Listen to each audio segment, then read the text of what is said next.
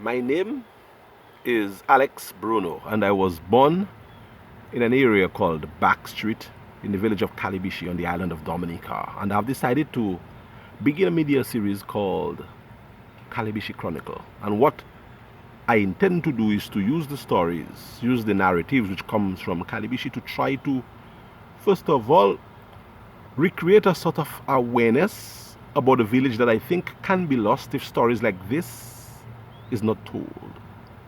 And two, as a means of trying to regroup, to reposition Dominica where it was before now. Right now, we're a savagely divided country along party lines. We didn't know that before. In the days when I was a boy, politics was second nature. Community was the main factor.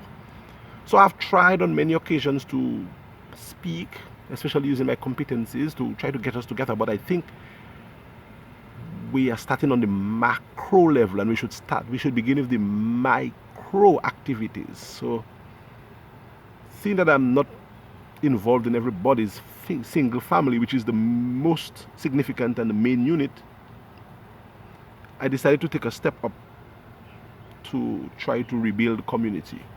And by that, I hope families get a jolt of reawakening and that the wider community benefits as well. Because we are existing in a time where family members are against family members for different reasons, including political. And that never happened in the day when I was a boy. And people may say, oh, you're living in a fantasy land and the world has changed. Yes, there are certain things that should never change, like love and respect for family, appreciation for people who hustle and struggle with you. So that is what Calibishie Chronicle is about. It's about me telling about my lived and learned experiences. Stories that probably no one else would be able to tell but me, because I was born in a time and grew up in an environment where the stories were different. And I see the wonderful, beautiful young people from Calibishie, many of whom may not even know me or of me, but who I hope would appreciate the stories that I can tell, and I will tell.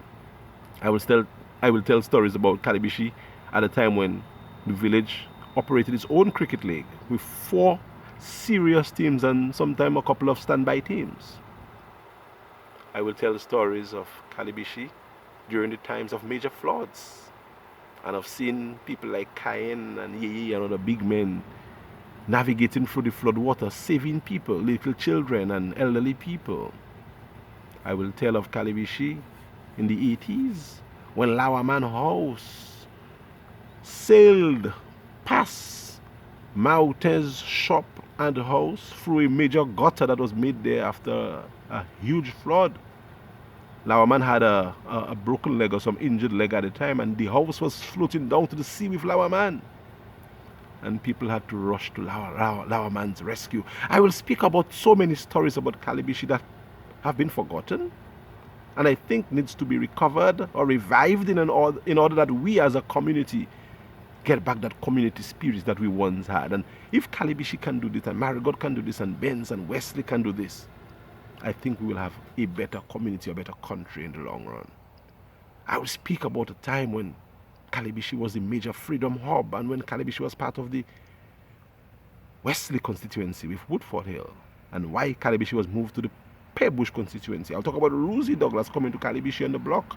I'll speak about Edison George, Biscuit, Cotton Garrott and these guys, and Solid 7. Yes, Calibishie had a major Kadas band, as good as any other Kadas band in Dominica. As a boy, I remember these guys used to play, they used to practice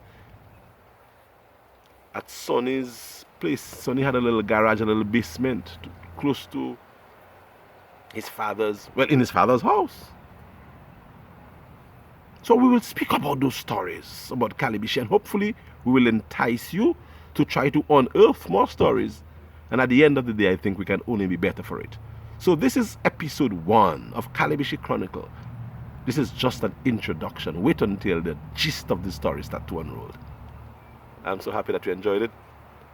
You could shoot me a message, inbox, or contact me somehow and also offer me stories that I would be happy to articulate. And probably sometime in the future, we will have other people chiming in on my platform to tell of the Calibishie Chronicle.